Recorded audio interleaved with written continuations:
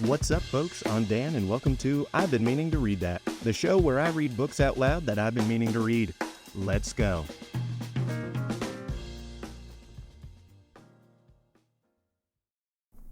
Ladies and gentlemen, I am back. I'm sorry for the delay in releasing these episodes. I have been a little busy between job interviews and some traveling. I just went to the great state of West Virginia this weekend for a little backpacking down in Otter Creek with the guys, and it was a blast. If you have never skinny dipped in a freezing cold creek in the middle of the wilderness, it's a good time. I cannot recommend it more highly. But I'm back. I am rejuvenated and refreshed by my experience in nature, and I am ready to get back into the Count of Monte Cristo. Let's do it. Chapter 61. How a Gardener May Get Rid of the Dormice That Eat His Peaches. Not on the same night as he had stated, but the next morning, the Count of Monte Cristo went out by the Barrière d'Enfer, taking the road to Orléans. Leaving the village of Lina without stopping at the telegraph, which flourished its great bony arms as he passed, the Count reached the tower of Monte, situated, as everyone knows, upon the highest point of the plain of that name. At the foot of the hill, the Count dismounted and began to ascend by a little winding path, about 18 inches wide. When he reached the summit, he found himself stopped by a hedge, upon which green fruit had succeeded to red and white flowers. Monte Cristo looked for the entrance to the enclosure, and was not long in finding a little wooden gate, working on willow hinges, and fastened with a nail and string. The Count soon mastered the mechanism, the gate opened, and he then found himself in a little garden, about 20 feet long by 12 wide, bounded on one side by part of the hedge, which contained the ingenious contrivance we have called a gate, and on the other by the old tower, covered with ivy and studded with wallflowers. No one would have thought, in looking at this old, weather-beaten, floral-decked tower, which might be likened to an elderly dame dressed up to receive her grandchildren at a birthday feast, that it would have been capable of telling strange things if, in addition to the menacing ears which the proverb says all walls are provided with, it had also a voice. The garden was crossed by a path of red gravel, edged by a border of thick box, of many years' growth, and of a tone and color that would have delighted the heart of Delacroix, our modern Rubens. This path was formed in the shape of the figure of 8, thus, in its windings, making a wall of 60 feet in a garden of only 20.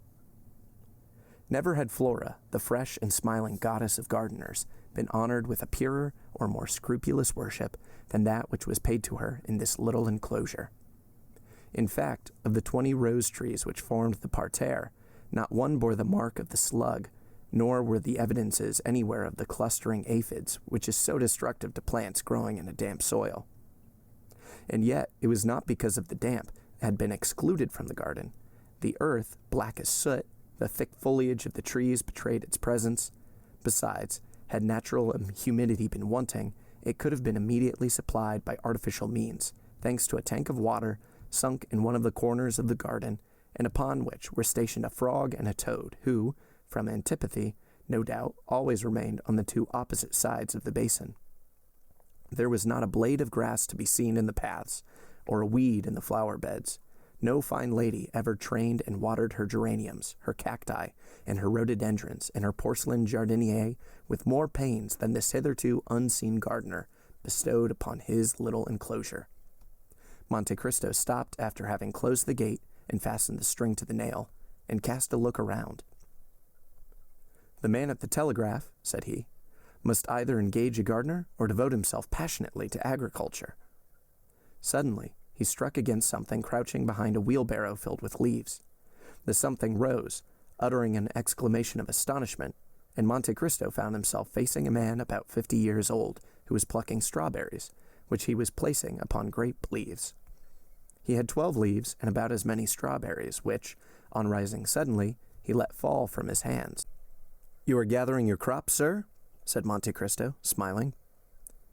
"Excuse me, sir," replied the man, raising his hand to his cap. "I am not up there, I know, but I have only just come down." "Do not let me interfere with you in anything, my friend," said the Count. Gather your strawberries, if indeed there are any left." "I have 10 left," said the man, "for here are 11, and I had 21, 5 more than last year. But I am not surprised. The spring has been warm this year, and strawberries require heat, sir. This is the reason that, instead of the 16 I had last year, I have this year, you see, 11 already plucked. 12, 13, 14, 15, 16, 17, 18. Ah, I missed 3. They were here last night, sir." "I am sure they were. I counted them. It must be the son of Mary Simon who has stolen them. I saw him strolling about here this morning. The young rascal, stealing in a garden. He does not know where that may lead him to."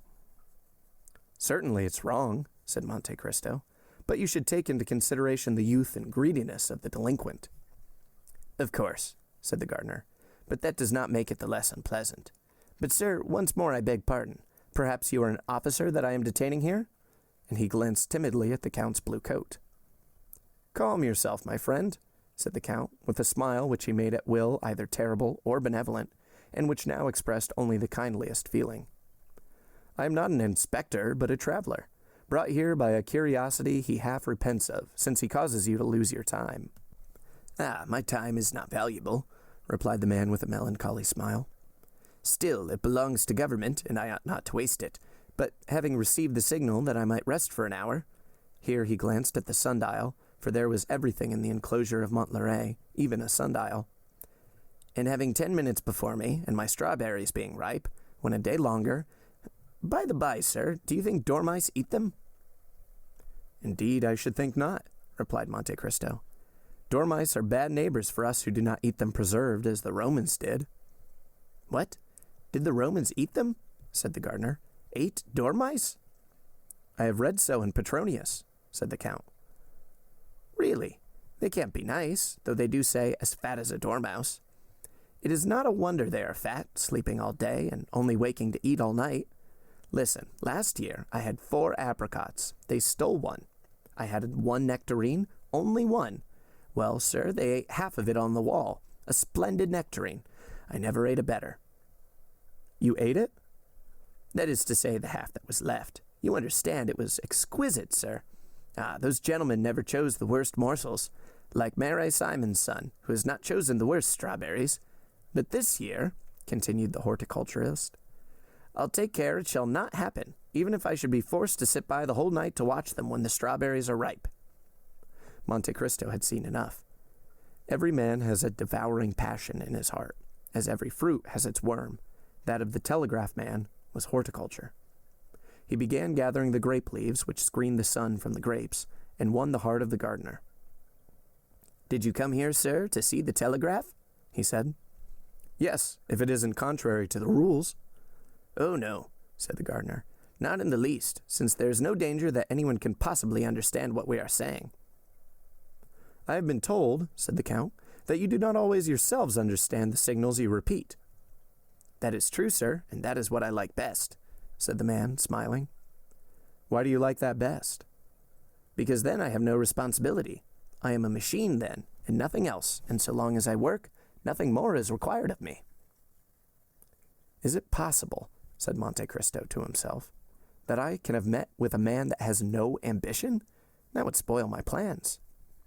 "Sir," said the gardener, glancing at the sundial, "the 10 minutes are almost up. I must return to my post. Will you go up with me?" "I follow you." Monte Cristo entered the tower, which was divided into 3 stories. The tower contained implements, such as spades, rakes, watering pots, hung against the wall. This was all the furniture.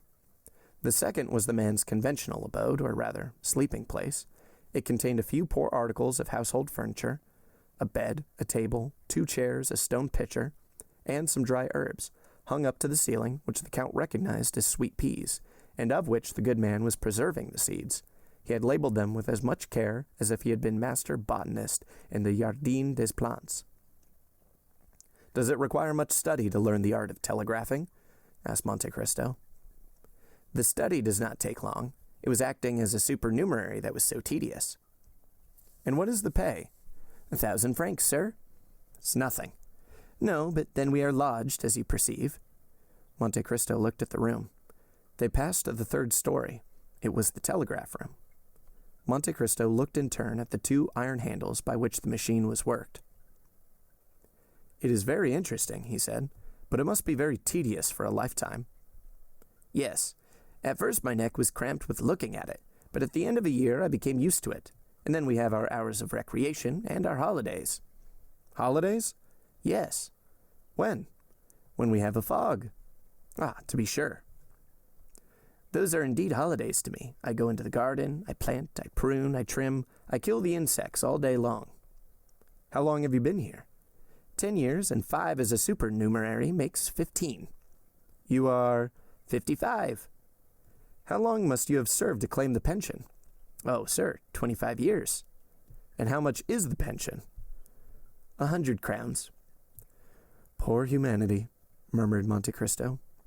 "What did you say, sir?" asked the man. "I was saying it was very interesting." "What was?" "All you were showing me. And you really understand none of these signals?" "None at all." "And have you never tried to understand them?" "Never. Why should I?" "But still, there are some signals only addressed to you." "Certainly." "And do you understand them?" "They are always the same." "And they mean?" "Nothing new. You have an hour, or tomorrow." "This is simple enough," said the Count. "But look, is not your correspondent putting itself in motion?" "Oh, yes, thank you, sir." "And what is it saying? Anything you'd understand?" "Yes, it asks if I am ready." "And you reply?" "By the same sign which, at the same time, tells my right-hand correspondent that I am ready, while it gives notice to my left-hand correspondent to prepare in his turn." "It's very ingenious," said the Count. "You will see," said the man proudly. "In 5 minutes he will speak."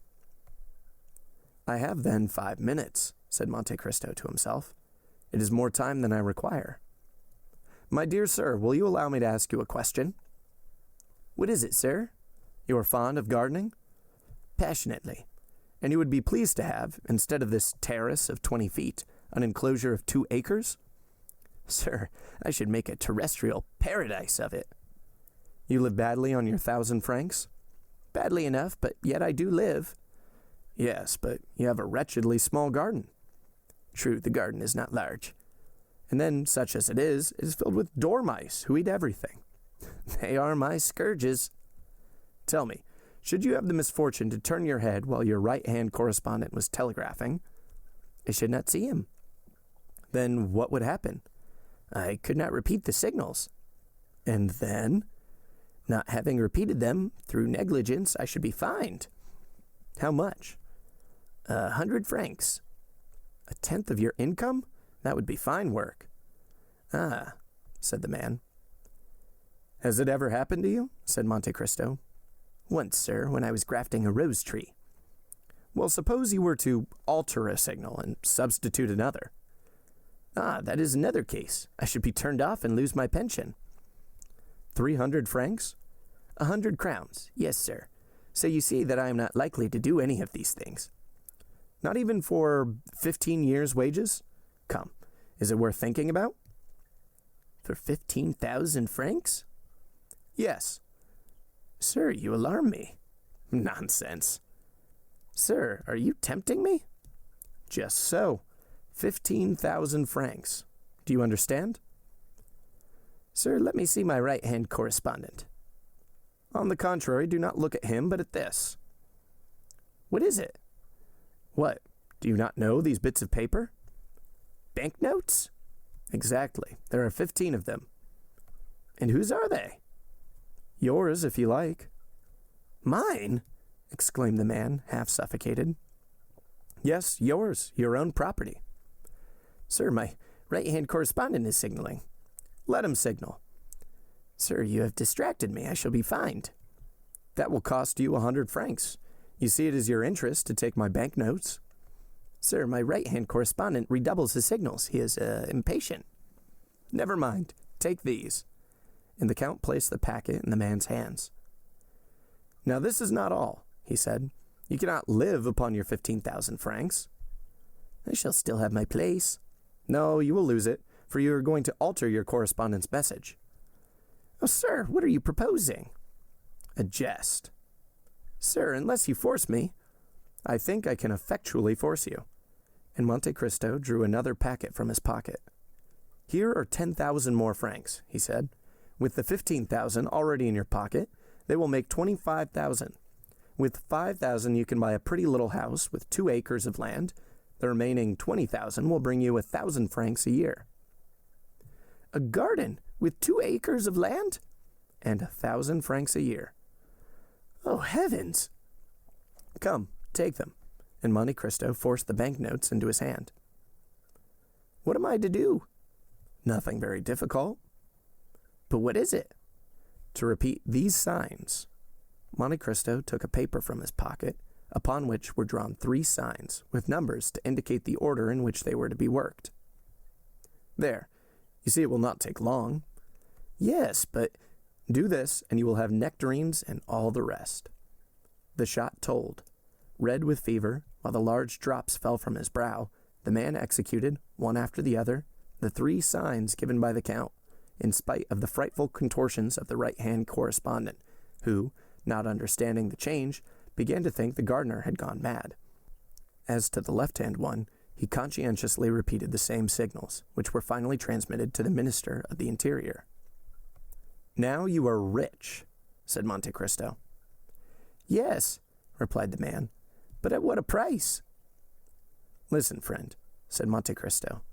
"I do not wish to cause you any remorse. Believe me, then, when I swear to you that you have wronged no man, but on the contrary have benefited mankind." The man looked at the banknotes, felt them, counted them, turned pale, then red, then rushed into his room to drink a glass of water.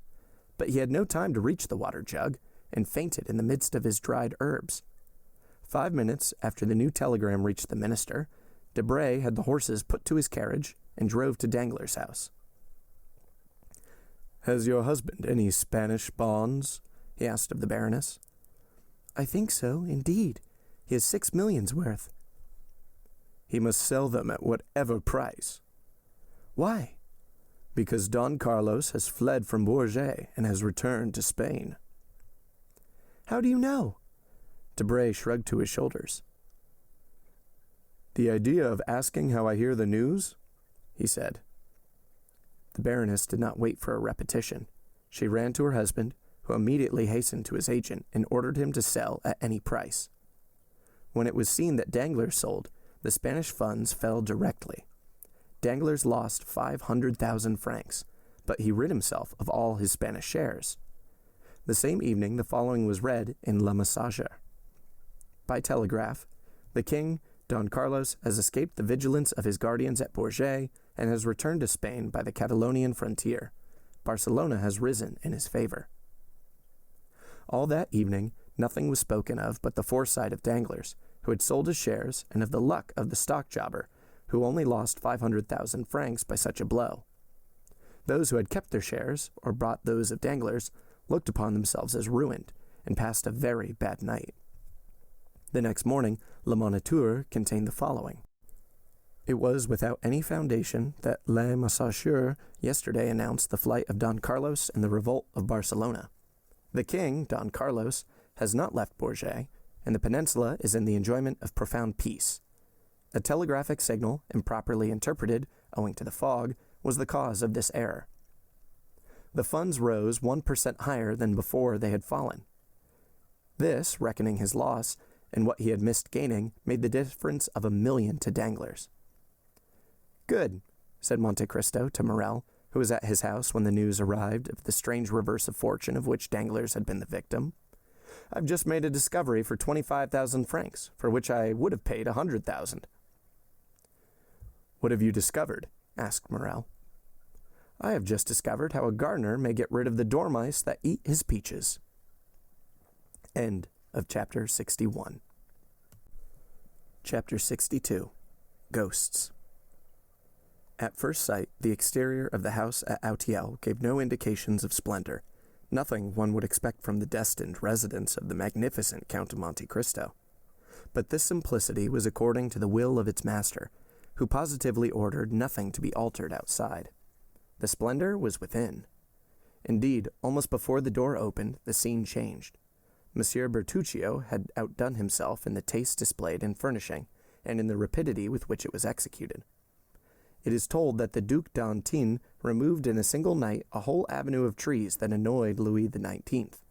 In 3 days, Monsieur Bertuccio planted an entirely bare court with poplars, large spreading sycamores to shade the different parts of the house, and in the foreground, instead of the usual paving stones, half hidden by the grass, there extended a lawn but that morning laid down, and upon which the water was yet glistening.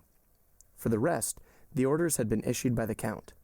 He himself had given a plan to Bertuccio, marking the spot where each tree was to be planted, and the shape and extent of the lawn which was to take the place of the paving stones. Thus the house had become unrecognizable, and Bertuccio himself declared that he scarcely knew it, encircled as it was by a framework of trees. The overseer would not have objected, while he was about it, to have made some improvements in the garden, but the Count had positively forbidden it to be touched. Bertuccio made amends, however, by loading the antechamber, staircases, and mantelpieces with flowers. What, above all, manifested the shrewdness of the steward and the profound science of the master, the one in carrying out the ideas of the other, was that this house, which appeared only the night before so sad and gloomy, impregnated with that sickly smell one can almost fancy to be the smell of time, had, in a single day, acquired the aspect of life, was scented with its master's favorite perfumes, and had the very light regulated according to his wish. When the Count arrived, he had under his touch his books and arms, his eyes rested upon his favorite pictures, his dogs, whose caresses he loved, welcomed him in the antechamber. The birds, whose song delighted him, cheered him with their music. And the house, awakened from its long sleep, like the sleeping beauty in the wood, lived, sang, and bloomed like the houses we have long cherished, and in which, when we are forced to leave them, we leave a part of our souls. The servants passed gaily along the fine courtyard.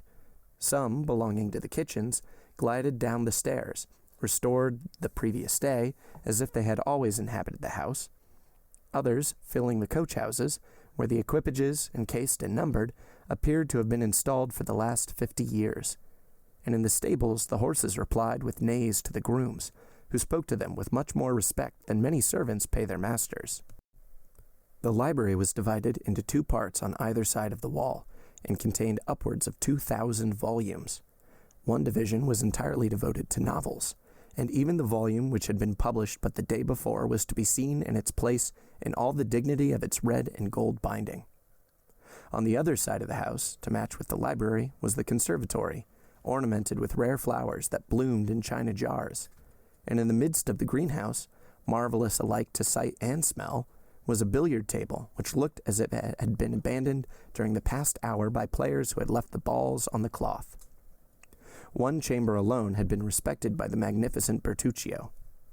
Before this room, to which you could ascend by the grand and go out by the back, the servants passed with curiosity, and Bertuccio with terror.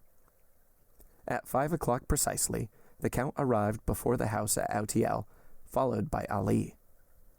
Bertuccio was awaiting this arrival with impatience, mingled with uneasiness. He hoped for some compliments, while, at the same time, he feared to have frowns. Monte Cristo descended into the courtyard, walked all over the house without giving any sign of approbation or pleasure, until he entered his bedroom, situated on the opposite side to the closed room. Then he approached a little piece of furniture, made of rosewood, which he had noticed at a previous visit. "That can only be to hold gloves," he said. "Will your excellency deign to open it?" said the delighted Bertuccio, "and you will find the gloves in it."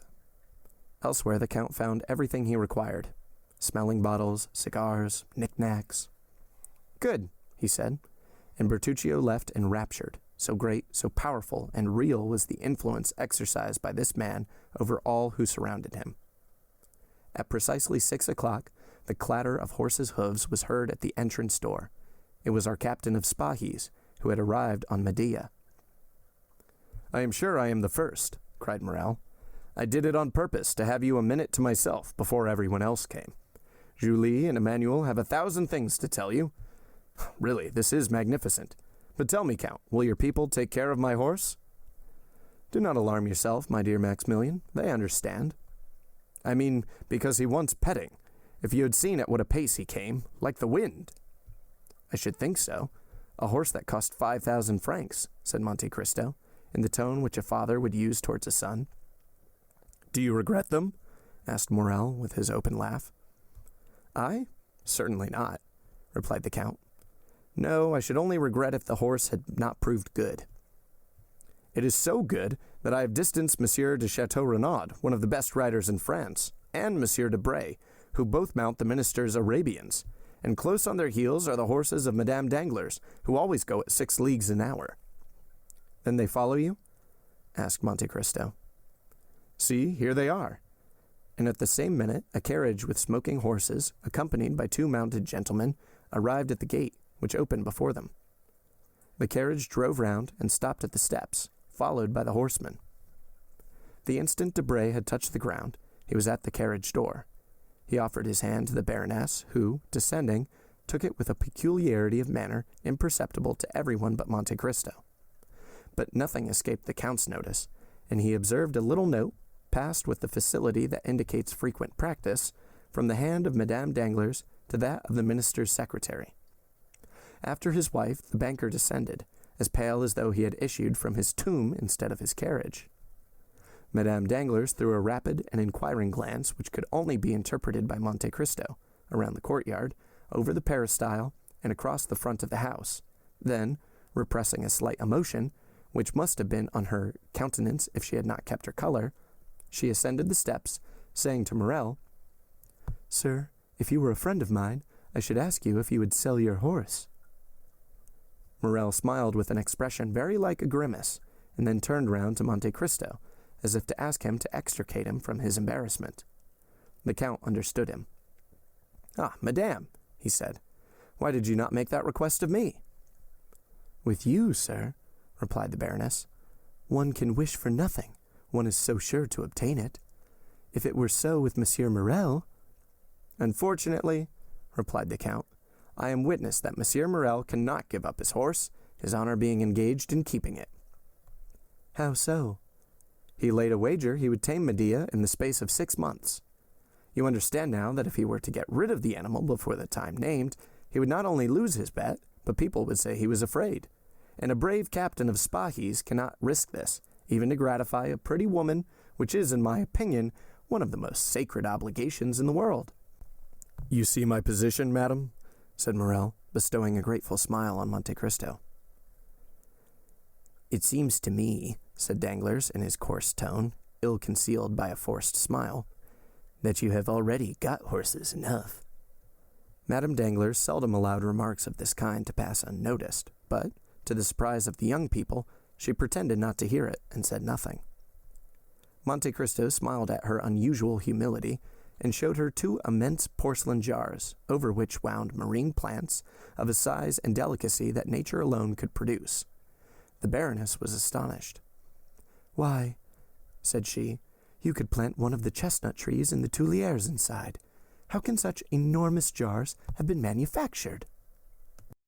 "Ah, madam," replied Monte Cristo, "you must not ask of us, the manufacturers of fine porcelain, such a question. It is the work of another age, constructed by the genii of earth and water."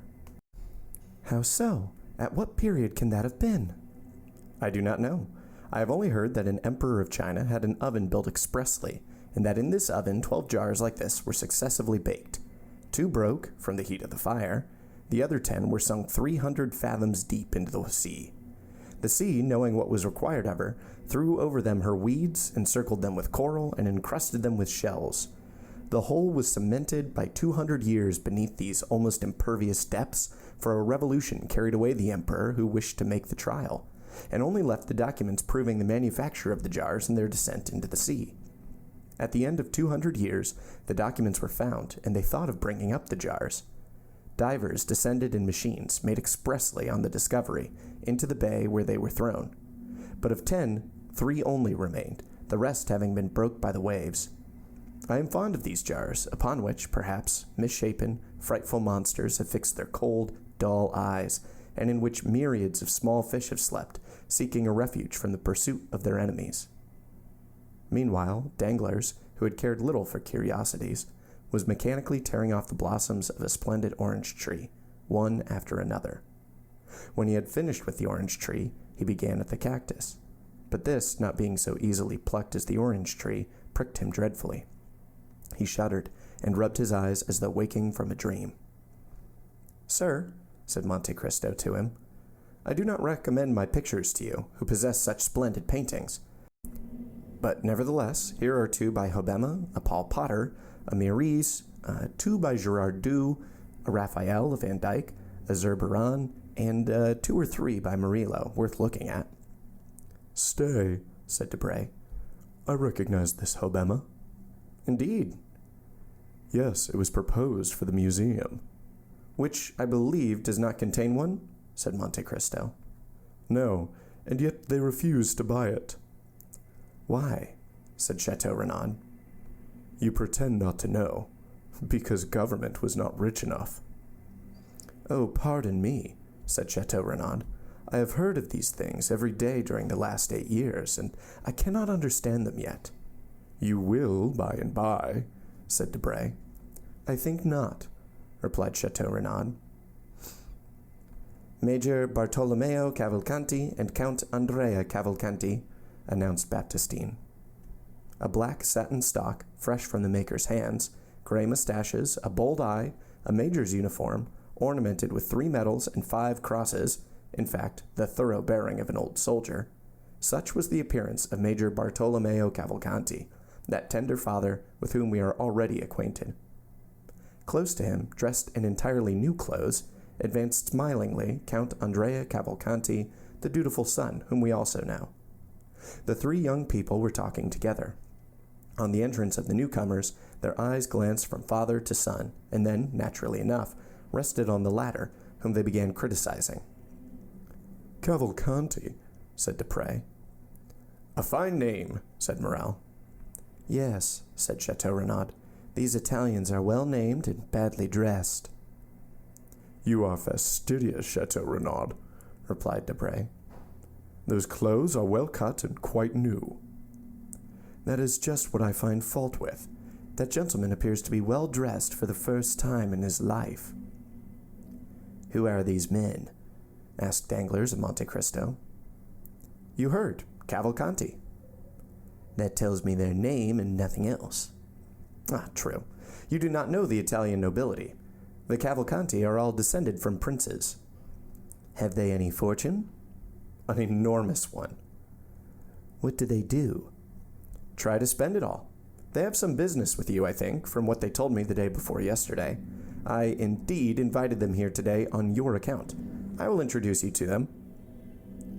"But they appear to speak French with a very pure accent," said Danglars. "The son has been educated in a college in the south, I believe near Marseille. You will find him quite enthusiastic." "Upon what subject?" asked Madame Danglars. "The French ladies, madame. He has made up his mind to take a wife from Paris." "A fine idea, that of his," said Danglars, shrugging his shoulders. Madame Danglars looked at her husband with an expression which, at any other time, would have indicated a storm, but for the second time she controlled herself. "The Baron appears thoughtful today," said Monte Cristo to her. "Are they going to put him in the ministry?" "Not yet, I think. More likely he has been speculating on the bourse and has lost money." "Monsieur and Madame de Villefort," cried Baptistine. They entered. Monsieur de Villefort, notwithstanding his self-control, was visibly affected, and when Monte Cristo touched his hand, he felt it tremble. "Certainly, women alone know how to dissimulate," said Monte Cristo to himself, glancing at Madame Danglars, who was smiling on the procureur and embracing his wife. After a short time, the Count saw Bertuccio, who, until then, had been occupied on the other side of the house, glide into an adjoining room. He went to him. "What do you want, Monsieur Bertuccio?" said he. "Your Excellency has not stated the number of the guests." "True." "How many covers?" "Count for yourself." "Is everyone here, Your Excellency?" "Yes." Bertuccio glanced through the door, which was ajar. The Count watched him. "Good heavens," he said. "What's the matter?" said the Count. That the woman. "Which?" "The one with a white dress and so many diamonds. the fair one. Madame Danglars? I do not know her name, but it is she, sir. It is a she. Whom do you mean? The woman of the garden. She that was enceinte. She who was walking while she waited for... Bertuccio stood at the open door with his eyes starting and his hair on end. Waiting for whom?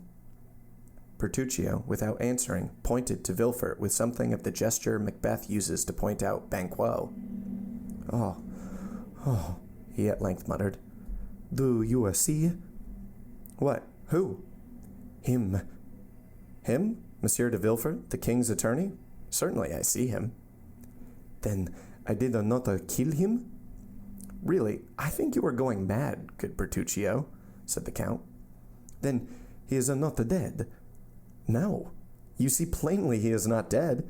Instead of striking between the 6th and 7th left ribs, as your countrymen do, you must have struck higher or lower, and life is very tenacious in these lawyers, or rather, there is no truth in anything you have told me.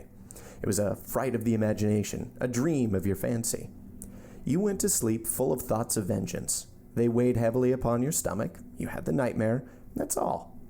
Come, calm yourself and reckon them up. Monsieur and Madame de Villefort, 2.